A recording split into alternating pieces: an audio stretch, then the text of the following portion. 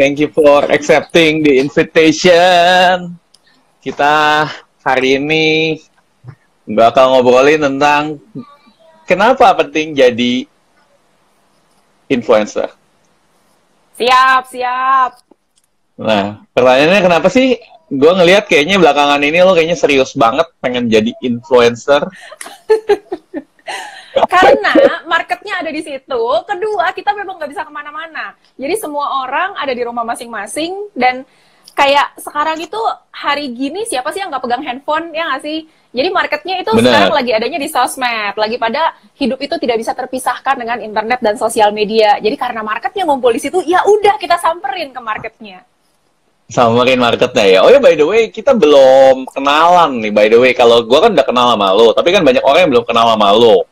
Ibaratnya, apa sih yang lo lakuin sebelumnya, sebelum pengen dan niat banget untuk jadi influencer? Kalau boleh sharing dong.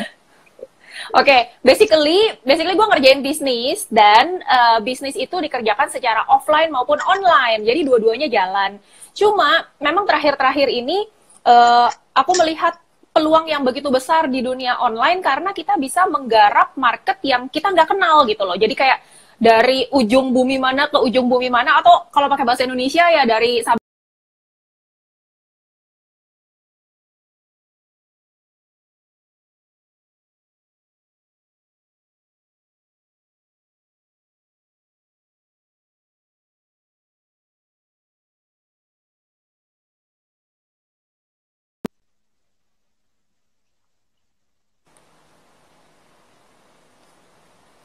Ini mendadak putus ini. Halo? Gimana? Iya. I'm still here. Oke. Maklum. Di area Kelapa Gading biasanya cukup bermasalah kalau kita bicara tentang internet. Ya, sorry, bentar. Airnya bunyi-bunyi. So, basically lo trainer BGS ya? BGS atau BSG sih? Apaan sih tuh? BGS. Jadi itu adalah bisnis online di bidang kesehatan yang dikerjakan secara online, dan itu adalah perusahaan network marketing. Jadi 3 bisnis yang dijadiin satu dan bisa bertahan di masa pandemi. Alright. Nah, cuman kan bisnis BGS ini kan jarang ya orang yang dari bisnis network marketing tapi memutuskan untuk jadi seorang influencer. Dalam arti kata waktu pertama kali gue ketemu sama lu di mana? Di Starbucks tuh kayaknya serius. Starbucks Moi, di mana udah berbulan-bulan kita nggak ke sana. Itu lu serius banget pengen jadi influencer dan juga fokus di YouTube. Itu yang buat gue tertarik dan akhirnya kenalan kan. Nah, sedangkan jarang banget seseorang yang biasanya melakukan network marketing sampai begitu serius. Apa sih yang lo pikirin saat itu? Karena saat itu kan, apakah jangan-jangan lu udah kepikiran, udah tahu nih ada COVID nih, jangan-jangan ikut konspirasi teori juga. Sembarangan. Keterlaluan tuduhannya. Gue anak baik-baik ya. Jadi basically di dunia network marketing itu kan kebanyakan orang tuh bisa ngomong kan, basicnya kan itu. Benar. Nah, dan gue juga menggunakan platform YouTube terutama untuk memberikan training. Jadi kayak training itu gue biasanya lakukan di hari Senin di jam kerja, which is orang-orang yang masih bekerja kantoran gak bisa ikut. Jadi ada recording dan mereka bisa nonton. Tapi semua video gue itu adalah unlisted. Jadi memang bukan buat jadi influencer awalnya. Awalnya. Ya, jadi memang buat training. Nah, lama-kelamaan gue mikir, ini orang tiap kali minta dijelasin pertanyaannya diulang lagi. Gue mesti ngomong hal yang sama beratus-ratus kali. Kenapa nggak gue rekam sekalian? Jadi ketika orang nanya hal yang sama, kirim aja linknya gitu. Jadi itu pergerakannya dari yang tadinya unlisted semua, terus bergerak jadi ada yang public, terus gue pikir, kenapa nggak sekalian aja gue jual diri gitu ya, jual bisnis gue di situ. Branding, jual diri branding. Dalam kata apa nih? Kita mesti jelas nih. Sekarang lagi banyak apaan isu-isu mengenai hal-hal seperti itu ya.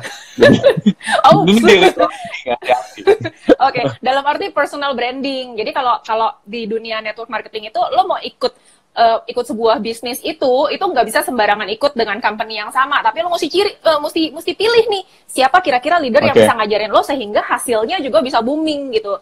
Nah, kalau kita tidak dikenal orang dan tidak personal branding, otomatis kan ya siapa sih yang tahu gitu seorang Lucy atau seorang ABC gitu. Jadi mau nggak mau supaya bisa dikenal, ya pakailah platform YouTube yang orang bisa dengar langsung. Ini beda sama Instagram loh, beda sama Facebook loh. Karena IG, Facebook itu kita nggak bisa panjang lebar mengemukakan apa yang ada di kepala kita kan. YouTube itu kan kita bebas berekspresi, bisa ngomong gitu loh. Bebas berekspresi. Iya, beda banget. Cuman bukannya seorang Lucy udah terkenal dalam arti kata sebagai seorang leader, bahkan ngeliatin banget tuh mobilnya yang 3 bintang itu, 3 berlian, 3 bintang ya, bukan 3 berlian ya. Itu kayaknya sih harusnya sebagai seorang leader dari network marketing sebetulnya harusnya sih lo udah cukup sukses kan. Tapi kenapa masih tetap udah? Karena nggak banyak loh YouTuber yang bisa dapetin mobil 3 berlian itu gitu. Nah, tapi apa sih yang ngebawa lu pengen go dan become influencer? Nah, itu yang gue penasaran. Apa sih yang lu lihat di sana? Basically sih gue melihat marketnya ada dan itu memang jarang yang garap gitu. Mungkin karena teknologi, mungkin karena orang-orang yang sudah mencapai penghasilan segitu tuh udah yang senior-senior, sehingga mereka masih ngerasa gaptek lah, gue nggak ngerti YouTube lah, nggak ngerti per gadget-gadgetan lah gitu. Gue pikir gila ini laut begini biru, belum banyak pemain, ya udah nyemplung aja. Dan di dunia lu sendiri berapa banyak yang udah bener-bener nyemplung jadi influencer? Atau baru satu-satunya? Masih dikit banget. Satu-satunya, karena gue menduplikasikan apa yang gue lakukan ke tim gue. Jadi di tim gue itu udah ada beberapa YouTuber lainnya. Udah kayak ada belasan lah. Jadi tim-tim lu udah pada jadi YouTuber semua nih? Iya, gue cuci otak semuanya. Ayo, kita harus bisa personal branding. Why? Pertanyaannya why? Why? Kenapa semuanya harus jadi influencer? Itu pertanyaan gue yang mendasar banget. Kenapa nggak lu sendiri aja? Itu juga satu hal yang gue pengen tahu. Nah, kebetulan di culture bisnis gue, kalau sendirian itu namanya pedagang, bukan networker. Jadi networker itu kunci berhasilnya adalah harus bisa menduplikasikan apapun yang kita bisa lakukan supaya tim kita semuanya jadi. Kalau mereka semuanya sukses, baru kita lebih sukses lagi. Jadi apa yang kita lakukan itu bukan buat diri sendiri aja, tapi everybody has to be able to do that. Jadi kita bisa suksesnya bareng-bareng, itu baru booming bisnisnya. Dan kalau kita cuma sendirian-sendirian gitu, mana seru sih? Mau collab sama siapa? Ya? Iya, kayak kita kan akhirnya jadi kenal. Bener. Ya pertanyaannya, lo ngeracuninnya gimana tuh ngeracuninnya? Cerita dong, kebetulan kayaknya banyak fansnya si Lucy nih di sini nih. Cara ngeracuninnya ya dari resultnya, jadi kasih lihat aja, nih impactnya nih, gue banyak closingan, tiap hari ada aja yang nanya, dan begitu gue tanya, lo tahu gue dari mana? Dari IG, dari FB, dari blog gue, dari website gue, atau dari mana? Dan lately, karena gue baru mulai YouTube kan sekitar 6 bulanan, lately itu semua jawabannya adalah dari YouTube, segitu powerfulnya YouTube. Dan exactly, segitu powerfulnya gitu. Dan video-video gue lumayan singkat-singkat sih, jadi orang masih absorbnya tuh masih ya oke lah. Masih bisa. Dan subscriber berapa sekarang YouTube? 400-an, 466 kalau nggak salah. Dan udah bisa closing ya? Tiap hari ada aja closingan. Wah, keren banget. Baru 400-an tiap hari closingan. Gue kapan nih closingan tiap hari nih, kayak Lucy nih? Karena marketnya ajarin dong. Jadi, basically orang tuh bikin YouTube itu kan ada dua tujuan kan, Tujuan pertama adalah lo pengen banyak subscriber, lo pengen view lo tinggi untuk lo bisa dapat ads, dapat duit dari orang yang iklan di situ. Itu satu. Tujuan orang lain yang kedua adalah dia pengen ngembangin bisnis dia sendiri, pengen cari niche marketnya. Nah kalau itu nggak bisa booming kayak Gledek atau kayak yang lain-lain gitu, nggak bisa karena topiknya itu bukan topik yang bisa diabsorb sama semua orang. Kayak topik gue bisnis itu berat cuy. Artinya orang kalau cuma mau cari hiburan-hiburan, nyari prank-prank doang, ke channel gue pasti yang buk gitu kan, kayak gila, daging berat, alot dikunyah gitu. Tapi orang yang lagi butuh, dia pengen dapat income, dia nggak punya modal, itu begitu masuk ke channel gue pas. Jadi jadi ya ketika orang yang tepat masuk ke channel gue, itu udah nggak kemana-mana, subscribe. Terus nggak lama kontak gue, nontonlah 2-3 video ya kontak gitu. Oh, keren banget, keren banget. Tuh, katanya ada yang bilang dicekokin. Dicekokin apa tuh sampai mau jadi YouTuber atau mau jadi influencer? Dari baik. Racunan tiap Penasaran. hari. Coba dong testing cekokin gue. Basically gue nggak pernah nyekokin yang maksa gitu. Gue cuma nanya, lo kepengen gak sih bisa punya legacy gitu? Ketika lo nanti udah menua gitu, anak-anak lo tanya, lo gimana bisa mencapai kesuksesan seperti ini? Lo punya historinya, lo bisa kasih lihat ke anak lo. Ini nih yang papa kerjain, ini nih yang mama kerjain selama bertahun-tahun gitu. Jadi kita sukses itu bukan kayak anak kita tiba-tiba ngelihat udah jadi gitu, tapi ada prosesnya yang itu ada historicalnya, ada recordnya. Dan YouTube itu bisa menjadi salah satu platformnya. Dan itu menggerakkan beberapa dari tim gua untuk, iya juga ya Lucia, kayak ada yang sampai mau nangis gitu pasti kasih tahu gitu. Ya juga gue mesti ninggalin legacy apa ke anak gua gitu. Itu satu contoh. Jadi gue biasanya bertanya, lu pengen nggak? Lu pengen nggak gitu. Kalau pengen ya gue udah kerjain kayak gini, gue ajarin nih caranya. Nah, gue belajar SEO-nya, kayak gini nih SEO-nya gue ajarin gitu. Ilmunya gue bener-bener gue kasih. Wow. Jadi kalau orang pengen jadi YouTuber, gimana tuh caranya? Gue pengen belajar juga nih sama Lucy. Itu yang nanya nggak salah ya, subscriber udah berapa puluh ribu, terus nanya sama gue yang 400. Please deh. Iya, harus belajar kan, gimana pun juga kan. Pasti ada hal yang lo tahu yang gue nggak tahu. Iya, karena setiap hari closing loh. Gue nggak setiap hari closing loh.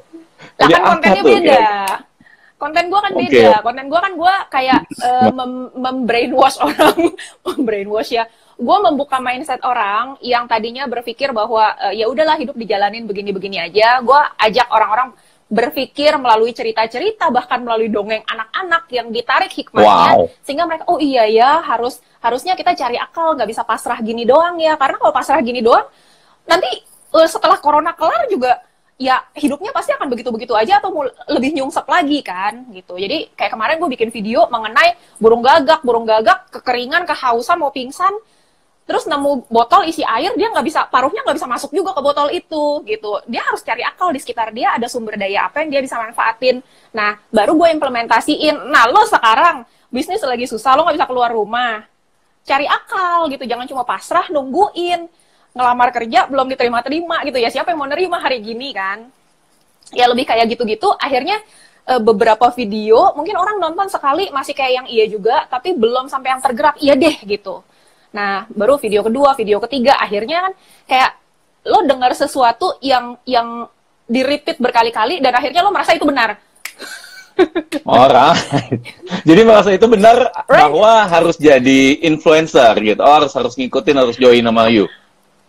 Harus bisnis. Dan ketika lo mau bisnis, lo harus cari bisnis yang tahan resesi, yang tahan pandemi. Nyarinya yang kayak apa, itu udah gue kasih runut-runutannya. Jadi pola berpikir mereka tuh udah gue ajak dari benar-benar majunya pelan-pelan, dan mereka bisa secara logik understand why gitu. Dan ketika mereka udah klik, udah oke, masuk akal, udah closing gampang. Nah, dan sekarang corona gini ada peningkatan nggak atau tambah lebih perlu lagi tuh untuk bener-bener jadi influencer? Harus banget, untuk jadi influencer penting banget. Karena kita tuh kalau mau cari duit zaman sekarang, orang dulu kan meeting tuh ketemu di coffee shop lah, di mana. Sekarang kita nggak bisa duduk kok di coffee shop, take away semuanya gitu. Jadi daripada kita nggak bisa have business meeting, ya kita lakukan ini secara online. Dan kalau kita cuma mengandalkan prospek list kita, misalnya gue pengen targetin perusahaan A, B, C, D, E, ketika kita teleponin semuanya kayak yang lagi, oh dia nggak shift hari ini, dia shift besok atau shift minggu depan atau kapan gitu, dan akhirnya bisnisnya nggak jalan. Nah ini kesempatan kita bisa menggunakan platform yang 24 jam 24/7, orang bisa nonton. Kalau ketemu market yang pas, ya orang bisa deal. Harus banget jadi influencer. Jadi, menurut lo ke depannya kayak gimana nih setelah PSBB dibuka? Masih perlu nggak sih? Of course, karena yang namanya... Lagi ke mall lagi nih kita katanya sih. Tanggal 15. Oke, 15 Juni ya, 15 Juni katanya udah bisa ke mall lagi. Oke. Gimana tuh? Pertama, gue melihat dari pengalaman China yang duluan kan ya. China setelah mereka punya lockdown selesai dan dibuka, itu nggak tiba-tiba balik kayak normal sebelum COVID. Jadi orang tuh masih belum berani pergi-pergi kalau nggak penting-penting banget. Orang belum berani kayak kongko-kongko rame-rame, itu orang belum berani, masih sepi lah. Jadi nggak bisa tiba-tiba balik ke normal. Itu pertama. Jadi kenapa being influencer di sosial media itu masih diperlukan? Karena habit orang sudah berubah. Jadi nggak ada tuh yang normal like before, normal banget itu nggak bisa. Jadi orang udah mulai terbiasa Zoom meeting. Coba aja kita yang bisnis-bisnisnya sehari berapa kali Zoom sih sekarang? Kalau dulu nggak pernah Zoom, jarang lah Zoom. Sekarang kan kita like everyday kan? Kayaknya semuanya udah berbayar lah kalau Zoom-Zooman.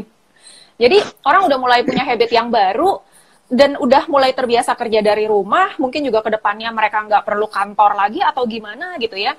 Jadi udah banyak yang berubah sehingga habit ini yang sekarang kita lagi kerjain ini juga akan kebawa terus. That's what I think sih. Dan menarik banget deh tentang fenomena ini ya. Nah, tapi kalau buat orang-orang yang baru pengen join, pengen nyoba jadi influencer, pengen aktif di Instagram, pengen nyobain jadi YouTube, kira-kira dari apa yang lu ketemuin kan udah banyak tuh yang dicekokin tuh. Kira-kira yang mereka bilang, aduh, gue permasalahannya karena ini gitu. Alasannya apa aja sih yang dicekokin?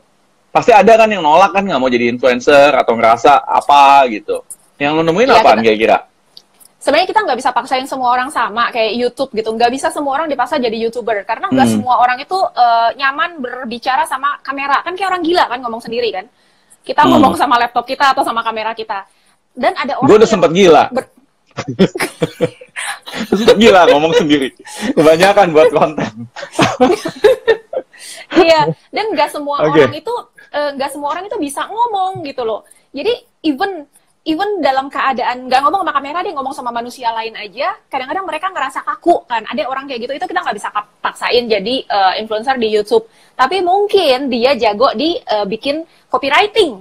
Nah, dia bisa main di Instagram, di Facebook, bisa di platform lainnya. Nah, ada orang-orang yang diajarin, ini loh, SEO nih, kalau kita search keyword begini, itu kayak yang kepala udah mau pecah, udah berasap, udah parah banget deh.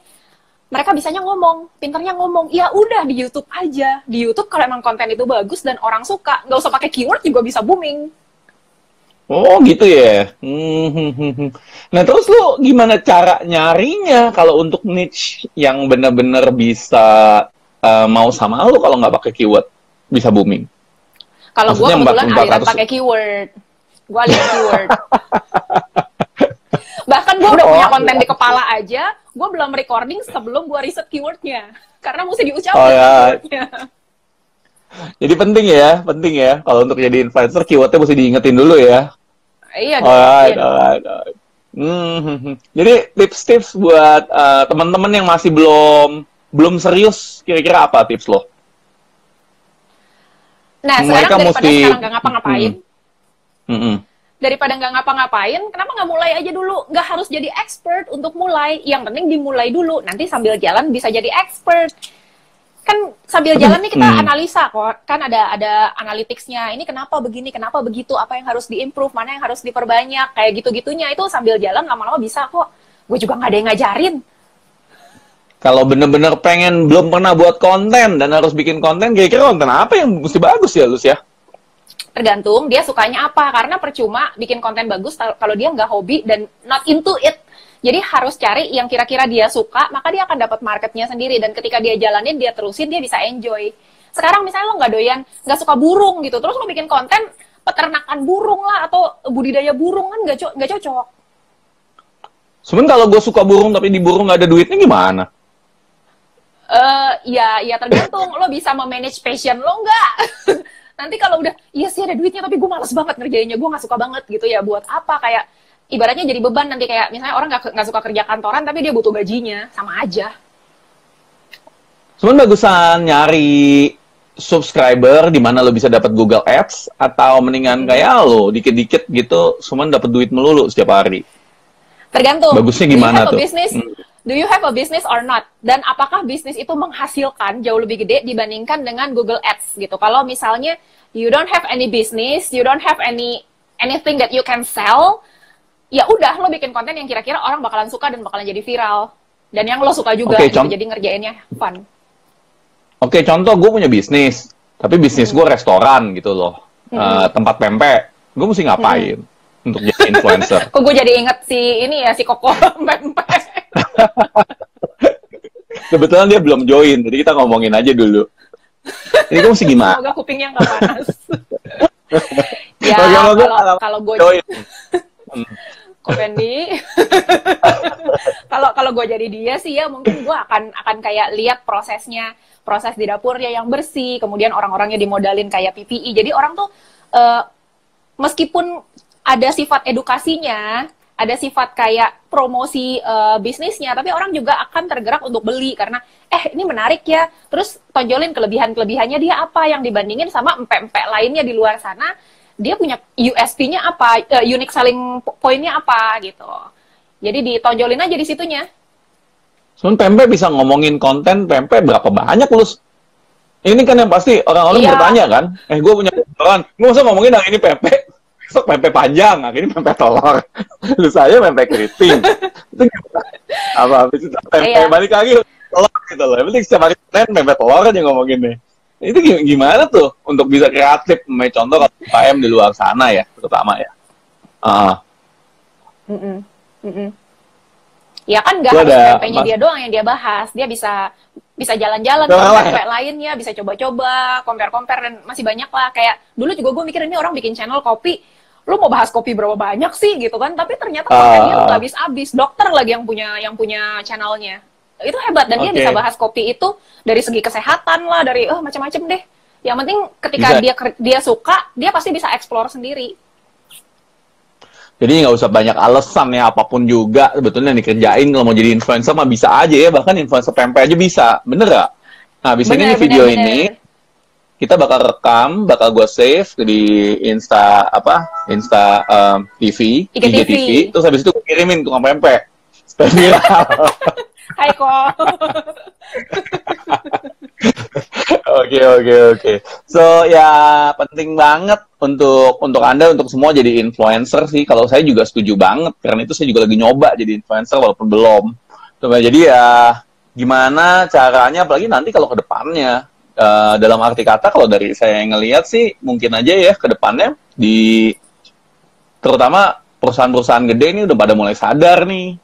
Karena online ya mereka pasti banyak banget kedampak dari COVID ini, dimana mereka nanti bakal banyak banget nyari-nyari online, dan bahkan Anda kalau jadi influencer bisa tambah dapat endorsan kali ya, mungkin ya ke depannya ya.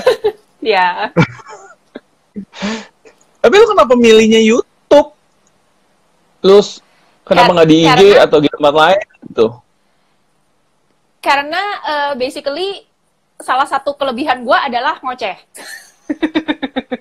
Itu satu. Terus. Kedua, di bisnis gue belum banyak yang pakai platform YouTube. Kalau di Instagram itu udah 1.000 umat. Di Facebook mah udah lebih banyak lagi gitu. Tapi kalau di YouTube belum ada pada saat itu.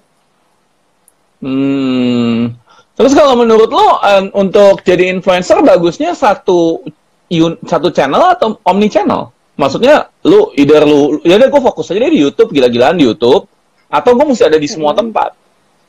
Atau gue harus ada di IG, di TikTok, di mana-mana? Menurut lo kira-kira plus minusnya apa tuh? Kalau gue kebetulan berpikir yang saling menunjang. Jadi memang gue core-nya itu adalah YouTube, tapi gue menggunakan platform-platform lainnya untuk mempromot hasil kerja gue di YouTube. Jadi memang gue nggak berpikir berkali-kali untuk bikin konten IG sendiri, konten FB sendiri, konten LinkedIn sendiri, konten Line sendiri. Gue nggak berpikir berkali-kali, tapi lebih kayak gue bikin video yang ended up gue promote ini di mana gitu. Oke. Jadi platform lain menunjang si YouTube ini. Jadi lu bikin platform di YouTube, di mana habis itu lu buat mikro konten, lu sebarin ke platform-platform lain gitu. Cuman lu punya fokus lebih ke YouTube ya? Iya. Betul. Alright. Dan tentunya kalau di YouTube kan banyak yang bilang ya, pertama kali mulai, gila gokil banget tuh, gue dapetin 1 subscriber aja mesti mohon-mohon. Iya kan? Gue gak tahu sih lu ngerasain kayak gitu nggak, teman. Kalau gue sih ngerasain banget saat itu. Jadi ya, apa sih yang bisa keep you going? Gue ketawa dulu, sorry. Basically gue nggak pernah sampai yang mohon-mohon gitu. Cuma serius? Waduh. Karena mungkin gue dong pernah mohon. Nggak pernah. Oke. Deh. Nggak serius, gue nggak pernah. Gue kebetulan tipikal yang tidak pernah meminta orang subscribe dong, ntar gue subscribe balik. No, I don't do that because orang yang di-subscribe dengan cara seperti itu bukanlah target audience kita. Jadi gue benar-benar organik, lu mau subscribe kalau lu emang suka gitu. Dan itu di video gue mention, kalau lu suka silakan subscribe gitu. Jadi gue nggak, ayo ya please ya subscribe gratis apa segala macam, gue nggak pernah ngomong kayak gitu. Karena gue mau yang benar-benar subscribe adalah orang yang memang expecting my next content. Alright. Dan jadi lu nggak pernah mohon-mohon sama orang ya? Sama sekali. Jadi gimana tuh sama lu kalau mamanya ada YouTuber yang kayak gitu, lu mesti lu nasihat lu sama dia apa? Enggak sih, nggak apa-apa. Gue lagi dengerin nih nasihat lu. Mungkin dengan caranya dia. Gue lagi dengerin. Suka-suka dia. Yudi, insaf, jangan minta insaf. Bukan berarti apa yang gue lakukan terbaik buat gue adalah yang terbaik buat orang lain. Jadi mungkin kalau yang memang mereka dengan cara seperti itu it works for them, ya let them do it. Alright. Dan kalau lu bicara tentang konten, gimana caranya sih? Apakah konten is everything dalam YouTube? Content is the main thing, but it's not everything. Can you explain about it? Iya, jadi sebenarnya konten itu yang membuat orang engage sama kita, yang membuat orang tergerak untuk mensubscribe tanpa harus diminta-minta, yang membuat orang melakukan action. Namanya juga kita influencer kan. Influencer adalah orang yang bisa menginfluence orang untuk melakukan sesuatu. Nah, jadi ketika kita sudah berhasil melakukan itu, then we are the influencer. Jadi terus untuk konten itu penting karena itu bisa menggerakkan orang untuk melakukan sesuatu. Tapi konten itu bukan satu-satunya karena percuma kita punya konten yang like a diamond, tapi ini nggak kelihatan si diamond ini nih kayak ketutupan gitu. Artinya apa? Dia nggak dukung dengan ilmu SEO, dia nggak pakai judul yang bisa di search orang, dia nggak pakai teks yang bagus dan dia nggak kemas kayak thumbnailnya, dia nggak kemas bannernya dengan menarik dan lain-lain. Maka sebuah diamond itu akan kayak tercover sama tanah, nggak kelihatan, orang nggak bisa nemuin, percuma jadinya. Jadi memang konten penting, tapi bukan segalanya, banyak yang harus dipelajari. Jadi kalau lu bicara tentang konten, kira-kira konten itu berapa persen sih dari kepentingan untuk sebuah YouTube? 80. Dan 80%. Sisanya 20 lagi kemana? Segalanya 10% SEO, si SEO, atau si thumbnail. Alright, oke. Thumbnail penting, ya. Karena kita tahu kan yang namanya YouTube itu kan kita bicara mengenai CTR kan, CTR sama engagement. CTR itu gimana bisa tinggi ya si thumbnail. Kalau thumbnailnya berantakan, buram-buram ya. Nah, kalau bicara CTR berapa persen yang bagus? Apalagi kalau untuk orang yang baru join. Sebenarnya itu masih banyak misteri itu. Di YouTube kan average-nya kan 3,8% ya. Jadi kalau kita udah bisa di atas 3,8 sebenarnya bagus. Jadi ya trial and error aja kira-kira audiens kita suka thumbnail kita yang kayak apa. Nggak apa-apa tuh ganti-ganti thumbnail. Sebaiknya sih jangan terlalu keseringan gonta-ganti jadi kayak kehilangan jati diri gitu. Jadi lu sebenarnya siapa gitu kan. Nanti pakai rok, nanti pakai celana, nanti pakai belangkon. Kalau untuk kita karena konten 80%, jadi ketika lagi dalam proses pembuatan konten itu gimana sih caranya? Caranya gimana? Jadi kita harus punya goal dulu kan. Goal dari channel kita ini mau dibawa ke arah mana. Dan tujuan untuk kesini ini bisa melalui cara apa-apa aja gitu. Jadi nggak kayak lu pengen jualan, ya udah lu promosi. Ibaratnya lu buka stasiun channel TV, tapi lu iklan terus 24 jam ya. Orang enak juga nontonnya gitu. Jadi harus ada program-program penunjang yang menarik, yang edukatif lah, yang menghibur dah, yang lain-lain. Kalau gue kayak cerita-cerita gitu ya, kayak cerita yang ada moral of the story-nya, yang bisa diarahin juga ke buka mindset, tapi nanti gue kayak cuma seminggu sekali atau 2 kali yang gue jebret gitu, lebih ke hard selling, lebih ke bisnis gitu. Nggak tiap konten gue bisnis, gile. Atau promosi, itu orang pasti nggak suka, bosen orang. Persentasenya berapa banyak tuh konten untuk bisnis sama untuk promosi? Untuk yang benar-benar edukatif apa bisnis? Kira-kira kalau gue baru dari 7 playlist gue cuma 1 yang bisnis. Dan itu gue kayak tiap hari lah ya, gue bikin satu video. Jadi yang 6 itu edukasi, hiburan gitu ya. ada interview kan, orang-orang di kita itu pada seneng nonton yang kayak wawancara-wawancara gitu. Oh, right. Oke. Nah, itu Kok tuh gue nggak paling pernah panjang tuh. Oke. Udah setor nyawa. Oke. Let's do it. Nanti kita atur waktu ya. Ntar mau banget dong.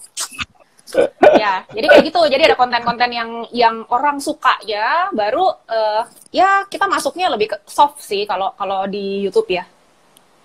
Oke. Jadi lu mesti tahu dulu kira-kira lu arahnya mau kemana nih gitu. Betul. Nah, contoh deh, Channel tadi goals. kita masih ceritain tentang restoran. Contoh, ya restoran pempek lagi lah, balik lagi ya, gampang. Ini kita lanjutin nih. Channel arahnya kan pengen jualan sebetulnya. Jadi gua kalau pengen buat konten pempek, contohnya, supaya 7 biji edukatif, 1 biji untuk jualan. Itu kira-kira gue mesti mulainya dari mana? Karena kan arahnya kan gue pengen bikin YouTube, gila kerja keras banget loh. Apalagi gue gaptek, nggak ngerti gimana cara bikin YouTube, ya kan? Terus recording, segala macam, nggak ngerti buat konten gimana. Di depan kamera juga malu gini, kan? So itu buat gue perjuangan banget. Ngomong aja sebetulnya ini susah nih, mesti pakai skrip gitu, ya kan? Jadi, wah gila. Serius? Tuh, aduh, saya ketahuan tuh fans berat pempek. Ya kan? Kebetulan ya. Ini memang fans berat pempek. Tahu aja Melana. Oke. Oh, ini orang Palembang nih. Cimeli orang Palembang nih. Ya. Nah, jadi kalau gue ya, dia mau gitu galuh. Jadi kalau kita bicara mengenai pempek, lo nanya gue yang bukan punya restoran pempek, tapi gue itu curious. Orang tuh bikin pempek itu sebenarnya ikannya tuh harus ikan tertentu atau boleh ikan macem-macem sih? Contoh. Terus, misalnya, lo rekomen 1 atau 2 macam ikan, 1-2 macam jenis ikan. Oke. Nah, cara milih ikan yang cocok buat empek-empek tuh yang kayak apa? Atau yang fresh itu yang kayak apa gitu? Kayak gue orang yang dari kuliah langsung masuk ke corporate, gue tuh nggak kenal pasar, boro-boro kenal ikan. Gue ngelihat ikan itu udah berupa file-file, jadi gue nggak tahu matanya ada di mana, warnanya apa, gue nggak tahu, no idea gitu. Gue cuma tahu itu file, tinggal minta aja berapa gram gitu kan. Nah kayak gitu-gitu, kalau ada kontennya, gue sebagai penyuka empek-empek, maka gue akan tertarik gitu. Siapa tahu gue bisa bikin. Tapi karena di channel itu diceritain so complicated, dan akhirnya kesimpulan gue adalah susah, gue beli aja empek-empek lu, karena lu ahli, right? Gitu dan ya? lu closing, dan lu closing. Oke. Jadi karena gue ceritain gimana prosesnya bikin pempek, sampai ikannya juga ngomongnya mesti nangkep sendiri, miara sendiri, sampai saking sulitnya, akhirnya gue decide, kayaknya daripada stres, gue mendingan gue beli aja malu gitu. Alright. So iya, kita bener. Kayak gitu deh. Kalau racik sesuatu sampai orang sampai bingung sendiri dong ya kalau gitu ya, sampai mereka bisa beli sendiri sama kita dong. Bukan sampai mereka bisa buat gitu. One of the way begitu. Begitu. Dalam hal empek-empek ya, karena lu maunya jualan kan. Lu pengennya terjadi closing kan. Nah sekarang gue udah respect nih, oh gila, lu expert banget di dunia empek-empekan. Lu sampai tahu cara milih ikan, lu sampai tahu ini itu ikannya dikeroknya kayak apa segala macam, lu tahu semua gitu. Gue mau belajar dari lu aja, gue pusing gitu. Ya udah gue beli aja sama lu karena lu ahlinya. Oke. Nah kalau kayak lu sendiri nih, lu kan you are actually an influencer creator kan, bener gak? Lu punya tim tuh udah ada 10 lebih yang jadiin influencer, mesti fokus, mesti jalanin YouTube dan lain-lain. Lu gimana tuh buat mereka supaya bikin konten yang kan harusnya beda dong, nggak boleh sama dong. Kalau nggak ya apa menariknya nonton channel lo sama channel orang lain, bener nggak? Masuk akal kan? Exactly. Nah gimana tuh cara lo untuk bisa buat mereka mau kreatif sendiri, dapetin ide sendiri, dan juga pengen start doing it, karena ya itu kan mereka mesti kelihatan expert. Betul. Jadi memang setiap orang itu punya kelebihannya masing-masing. Nah, jadi kalau ada kayak satu tim gue itu yang dia background-nya kenapa bisa kerjakan bisnis ini adalah karena dia ex-cancer.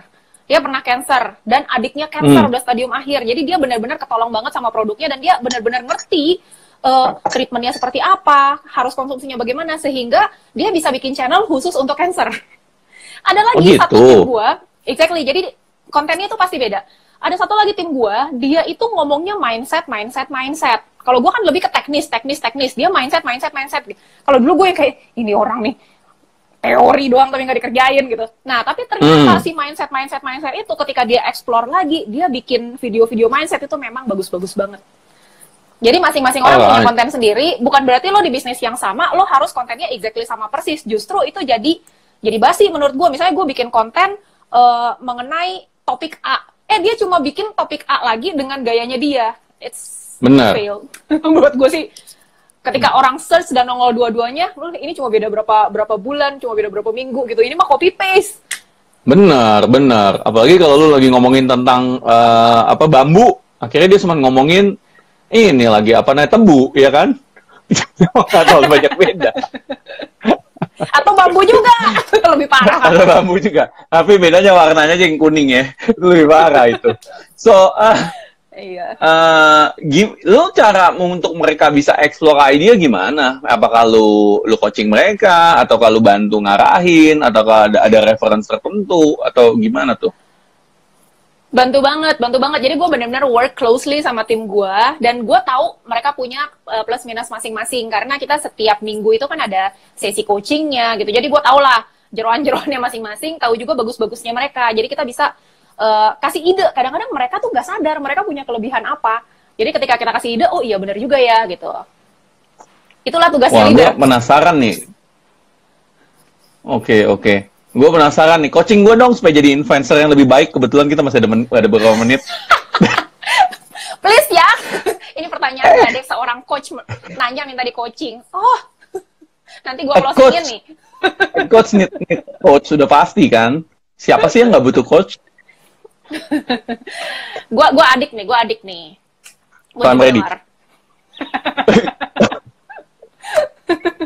Oh enggak udah namanya coach kan gue jadi jiper. Gak apa-apa lah, sama aja. Orang coach juga butuh coach. Gak ada yang namanya coach jaga sendiri. Namanya dokter juga butuh dokter loh, beneran. Begitu ya? Iya. Nggak, maksudnya kita supaya demo, supaya orang bisa lihat gitu loh, ya kan? Iya. Gimana? Ya, jadi kalau seandainya lo bikin sebuah channel YouTube untuk mencapai goal lu nih, mencapai impian lu, lo ngerasa cara yang paling atau konten yang paling cocok sama lo, yang paling lo suka, kira-kira mengenai apa? Lo expertise-nya di mana? Ya, mindset. Ya. Nah, dari situ kira-kira konten-konten mengenai mindset itu bisa dikemas seperti apa sehingga ended up mereka bisa closing sama lo. Gua kemasnya maunya kayak Anthony Robbins supaya keren. keren. Ya udah, just do it lah. Gimana buatnya, pertanyaannya? Kan dia kan punya ribuan orang yang setiap kali hadir. Nah, ini real case kan? Ini real case. Banyak banget yang datang ke gue yang selalu bilangnya gue pengen jadi kayak Anthony Robbins, tapi basically dia belum jadi siapa-siapa gitu loh. Tony Robbins juga dulu siapa?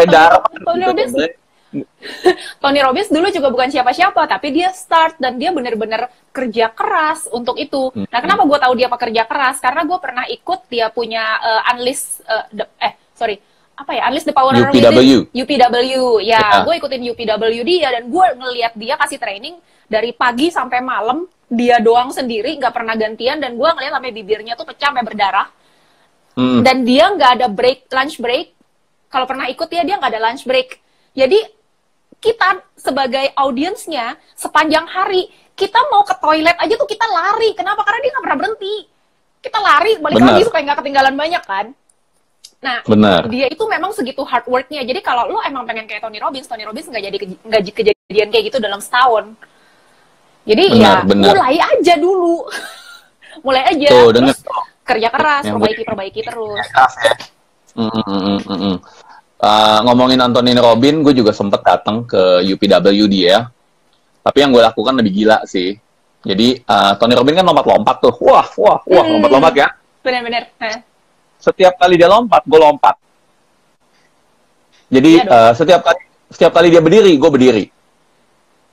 Dan itu gokil banget. Gue capek banget, udah kayak maraton. 4 days lagi ya. Nah, itu gokil loh, bener. Emang maksudnya dalam hati gue saat itu gue penasaran. Ini orang kan udah tua ya. dalam arti Iya, kata lebih tua dari 60. gue lah. Gue penasaran aja gitu loh. Dia sanggup lu di stage gitu sampai gokil lompat-lompat begitu, full activity loh, ya kan?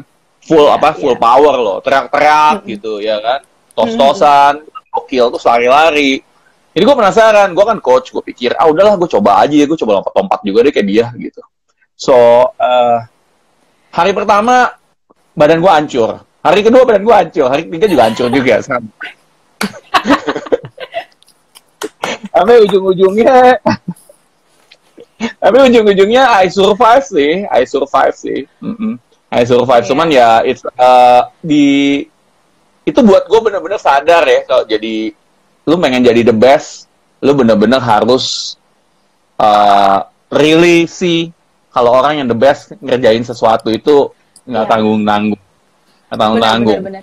Ya. Heeh. Dan Dan dia gak udah kaya manja sama ibaratnya dia dirinya sendiri kan? bukan manja lagi. Dalam arti kata dia udah nggak usah kerja juga udah hidup kok. Iya kan, itu kenyataan, bener gak? Heeh. Tapi Iya, iya. lu bisa sampai fisiknya kayak gitu di umur segitu, itu sih gue salut abis. Bahkan berdiri aja segitu lama, kaki lu gemeteran loh sebetulnya. Maksudnya untuk orang yang nggak Iya. biasa ya. Heeh. Dan Mm-mm. gue sebagai trainer ya gue berdiri kan udah emang cukup biasa. Kadang-kadang gue coaching mulai jam 6 pagi, kelar jam 9, jam 10 malam gitu. Tapi kalau dengan lompat-lompat gitu berasa juga bahkan. Cuman paling gue kerjain paling 2 hari. Dia bisa 4 hari, Bo. Itu gokil beneran. Walaupun diganti-ganti ada beberapa juga kan. Tapi gokil Iya, sih, iya. gokil. Keren, keren, keren. Nah, lu sendiri, influencer siapa yang lu kagumin kalau di luar negeri dan di dalam negeri? Kalau dari segi influencernya sih sebenarnya gue nggak terlalu berkiblat pada orang tertentu ya. Banyak yang gue ikutin channel-channelnya. Nah, gue tuh lebih ke teknis sifatnya. Jadi gue lebih mempelajari kayak SEO-nya, kayak nickname-in, kayak gitu-gitunya. Gue lebih kayak mempelajari jeroan-jeroannya. Tapi kalau konten-konten itu gue benar-benar ya dari bisnis gue dan dari apa buku-buku yang gue baca. Jadi kalau ditanya influencer yang impact banget ke the way gue deliver, basically nggak ada yang benar-benar as influencer ya. Tapi kalau gue belajar teknis, YouTube, SEO dan lain-lain itu memang ada beberapa channel yang gue ikutin. Gue sebenarnya agak apa ya? Maksudnya dengan konten gue sendiri dari buku-buku yang gue baca itu juga kayak masih banyak banget dan gue nggak mau mengcopy materi orang lain gitu. Jadi itu gue jaga. Takutnya gue dengan terlalu banyak nonton punya influencer lain, gue jadi terimpact sama konten-konten mereka. Jadinya copy nanti. Iya. Dan kalau gitu berapa banyak sih, how much sih lu spend time untuk jadi influencer? Kalau bikin video, gue kan 1 video sehari ya. Jadi sekitar, sebenarnya recordingnya paling 10 menit. Editingnya bisa setengah jam. Nyari SEO-nya bisa setengah jam. Jadi sebenarnya bukan videonya yang berarti. pendek. Video gue kan pendek-pendek. Alright, oke. Dan lu kalau dalam mencari narasumber apa sih yang penting? Kira-kira yang lu tertarik untuk lu punya channel gitu? Sebenarnya gue mencari orang-orang yang majority ya, yang orang yang berhasil tapi nggak yang terlalu jauh dari jangkauan. Jadi gue nggak menginterview orang-orang yang kayak suksesnya udah sukses banget gitu. Jadi orang tuh kayak kejauhan. Sedangkan di channel gue itu kan kebanyakan orang-orang yang Gen Z sama milenial yang masih muda-muda kan. Jadi gue jaga yang gue interview itu orang yang mulai berbisnis 5 tahun atau 10 tahun gitu yang berhasil, itu yang sharing. Jadi masih orang-orang dalam kategori manusia normal. Manusia normal apa ya? Maksudnya yang masih tergapai lah, masih terjangkau sama audiens gue. Nggak terlalu hebat banget gitu. Bukannya yang laku yang hebat banget tuh, yang kalau bisa malah di langit-langit. Betul, yang laku yang itu. Gue bukan nyari laku, tapi gue nyari closingan. Nah, ketika orang itu bisa engage, oh ini orang nih ibu rumah tangga, sama kayak gue. Berarti kalau dia bisa, gue juga bisa terjadi closing. Kalau yang gue interview itu terlalu dewa, terlalu hebat, terlalu pintar, maka orang ngerasa ya karuan lah dia bisa, orang dia pinter, gue siapa gitu. Akhirnya nggak closing. Oke. Mungkin Jadi itu viral aja. Viral aja ya. Jadi itu salah satu taktik ya sebetulnya ya yang jarang banget dipakai ya oleh YouTuber ya. Untuk lu interview orang yang ya oke, sukses tapi nggak gokil-gokil banget suksesnya. Cuman masih bisa related. Tapi apakah orang tersebut harus pakai produk itu juga atau enggak? Enggak semuanya kok. Jadi kayak ada yang gue interview itu mantan direktur Grab. Itu memang istrinya pernah pakai untuk kesehatannya. Istrinya dokter dan waktu itu sakit ya. Tapi udah nggak ada gitu. Jadi gue interview si suami ya as a profesi dia gitu, bukan karena dia pakai produk gue. Oke. Jadi ya paling bahkan mantan direktur pun oke gitu ya. Nggak perlu Iya. Jadi bener. kenapa gue interview dia? Karena dia meskipun posisi karirnya itu udah, kalau di dunia korporat itu udah gelo gitu ya, udah di perusahaan-perusahaan dewa-dewa gitu, dan posisi udah tinggi banget, tapi dia quit from his job before dia punya tahun pensiunnya untuk memulai sesuatu yang baru. Dia jadi business coach, gitu. Wow. Nah itu yang bikin gue kayak yang, what? Lu tuh sebenarnya masih bisa berkarir like beberapa tahun lagi dan makan gaji ratusan juta per bulan, tapi lu putusin untuk give up semuanya itu dan lu mulai dari nol. Itu kan kayak yang gak make sense buat gua gitu. Tapi ketika ngobrol-ngobrol, oh iya, gua ngerti akhirnya. Dan ya udah gue interview deh akhirnya. Jadi satu hal yang gue pelajarin, apa yang datang dari hati itu susah untuk dicerna oleh otak. Dan ya itu benar sih, itu benar sih. Penasaran, jadi bisnis coach malah ya dari direktur Grab ya, menarik ya. Iya, jadi benar-benar sekolah lagi untuk itu. Sekolahnya mahal loh untuk jadi bisnis coach. Buat gue sih mahal sih, bener.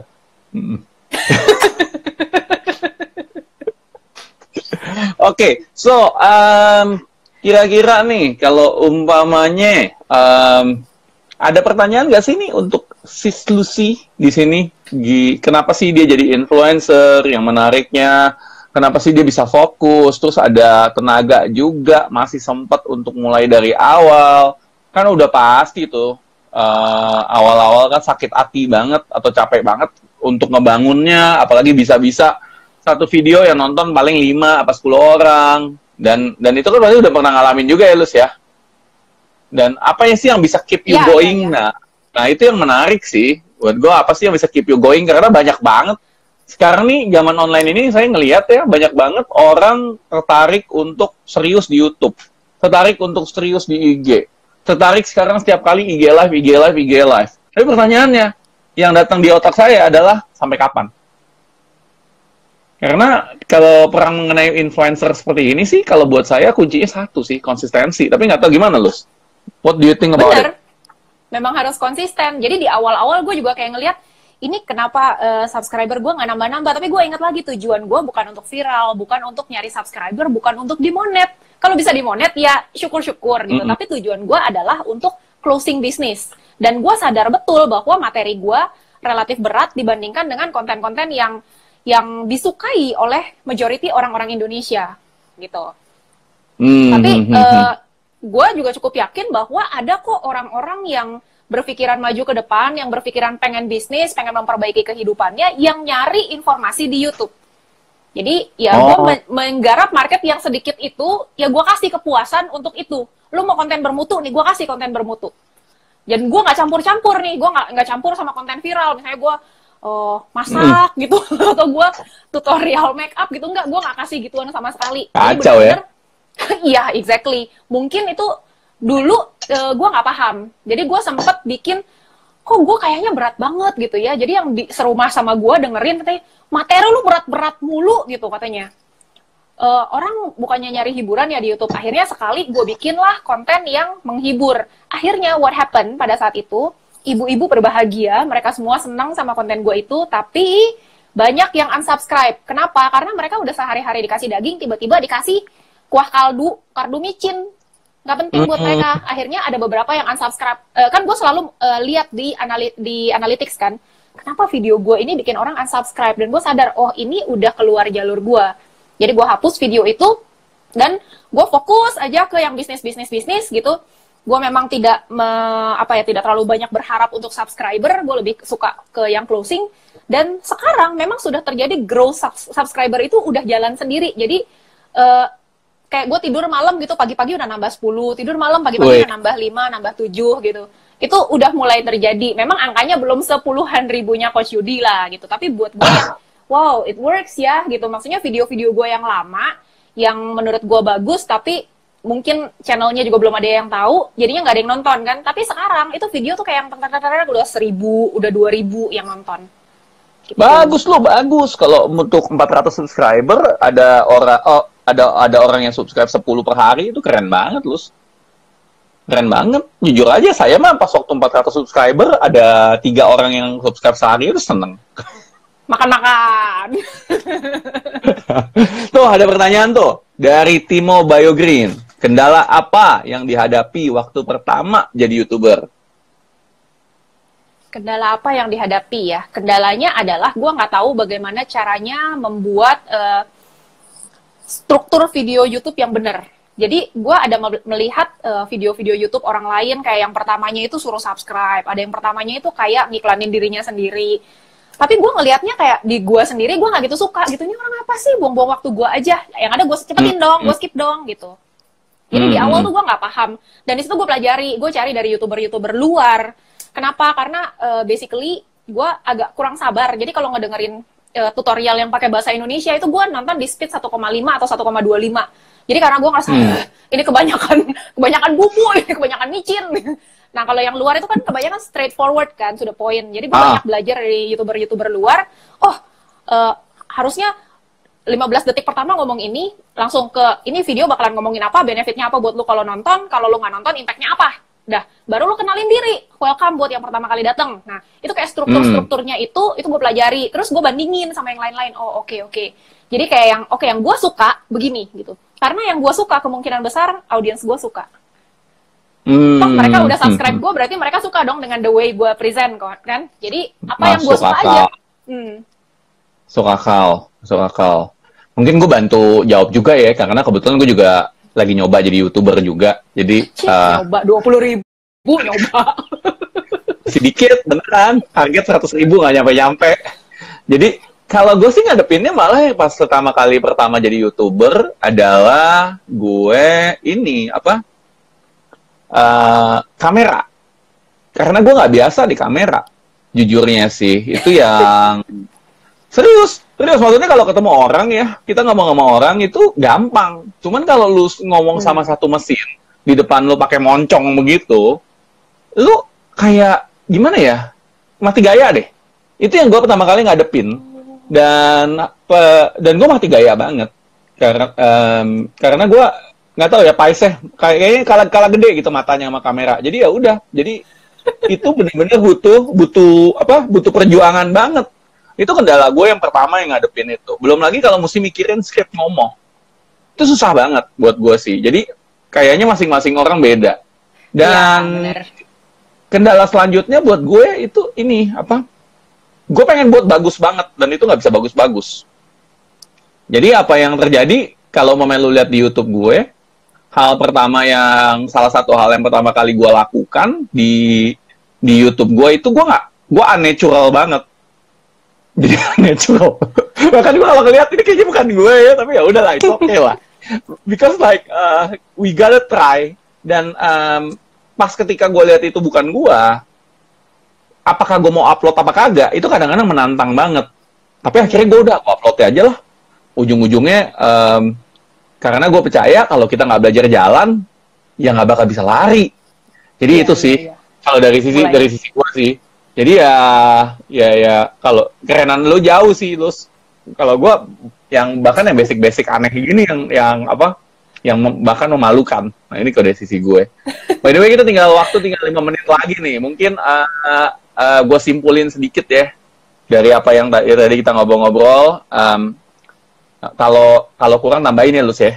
Jadi jadi influencer itu penting banget karena sekarang zamannya online, apalagi dengan adanya COVID. Kalau Anda belum jadi influencer, waduh, itu deh mendingan mulailah lu coba online deh.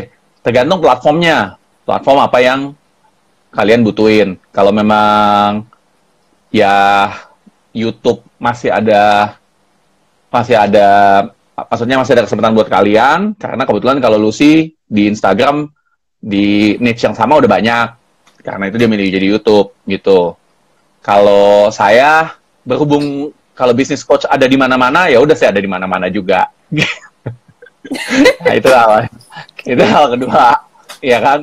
Nah, selanjutnya adalah untuk konten is 80% atau 80% dari hal yang penting banget untuk dibikin untuk jadi influencer. Dan tentunya sebelum bikin konten itu jangan ngasal, mesti mikir dulu, ya kan? Mikir dulu tujuannya mau kemana. Selain itu, ya SEO dan lain-lain. SEO itu pencarian kata-kata kunci ya. Itu juga harus di research dulu. Dan juga pas mendeliver konten, sebisa mungkin ya udah inget tuh kata kuncinya apa, jadi disebutin karena ketahuan sama algoritmanya. Nah, selain itu ya kalian harus berfokus kepada keunikan kalian. Contoh, Lucy ada dua dari orang yang di coaching sama dia. Satu, karena memang dia banyak informasi tentang cancer, dia main di cancer. Kalau yang satu lagi, I forgot, apa ya? Satu lagi ya? Ya ada lah ya. Mindset. Satu lagi karena fokusnya di mindset, akhirnya dia lebih ke mindset. Jadi ya, tapi kalau buat kalian, kalau walaupun subscribernya sedikit, nggak apa-apa. Karena bisa juga, bahkan dengan Lucy hanya subscriber sedikit, di bawah 1.000, tapi setiap hari bawa jutaan rupiah ke kantong sendiri. Jadi itu keren banget. Asal kalian tahu apa niche market kalian sih. Kira-kira ada yang kita tambahin nggak, Lus? Udah kok, udah cover semuanya. Nice. Cover semua ya? Waduh, thank you. Berarti keinget juga ya. Yeah. Belajar banyak hari ini sama Lucy. Jangan-jangan dicatat ya tadi. Nah, kalau pengen kontak Lucy, gimana nih untuk mengenai tentang bisnisnya, mungkin bisa sharing sedikit, dan juga kalau mau kontak gimana, Lus? Kalau mau nyari bisa di Instagram Luciana Rossi, sambung semua, double S. Bisa di YouTube juga Luciana Rossi juga. Ketik dong, ketik dong. Oke. Kalau pengen subscribe gimana nih? Karena kontennya keren banget. Aja. Kontennya bisa bikin duit ya. Dan kalau orang udah dateng nah Luciana Rossi, oke. Nah inget loh. Ya, jadi kalau pengen main objektif dari channel gua adalah ngebantuin orang-orang yang kayak orang-orang kerja, anak-anak muda yang kayak stuck gitu karirnya, tapi pengen bisnis sendiri, modal terbatas, terus nggak ada pengalaman, belum berani gitu ya. Nah, bisa bisnis, gue pandu. Jadi di bisnis ini ada coachingnya, ditunjukin cara-caranya, jadi dituntun step by step-nya sampai berhasil, sampai bisa gitu. Nggak harus mikirin modal. Banget. Weh. So, buat kalian yang belum subscribe, monggo subscribe. Tapi Lucy gak bakal minta kalian subscribe kalau nggak ada gunanya, katanya. But still, thank you banget, Lus. Tapi buat kalian yang butuh untuk belajar dan bingung gimana caranya mulai modal kecil, sama kayak saya juga penasaran, bakal langsung ngecek setelah acara ini. Oke, thank you everybody. Thank you, dan sampai ketemu minggu depan buat saya. Oke, mari. Yo, thanks Lus ya. Bye. Sama-sama.